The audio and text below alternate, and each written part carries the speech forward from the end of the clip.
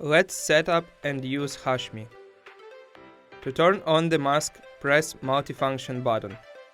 Flashing light shows that Hushme is in pairing mode. If light blinks with blue color, it is connected. Side buttons act as a volume rocker for stationary earphones. You can play or pause with multifunction button as well. To change Hushme mode, use bottom switch. If you lock Hushme over the mouse, use mask mode. To connect it to your phone or any other BT device, press volume buttons at the same time to get into a pairing mode. To turn off Hushme, hold multifunction button for 5 seconds.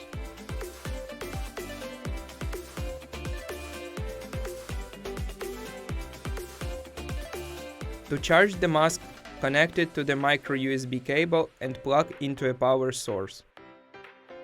There is an option to connect Hushme via mini jack as well.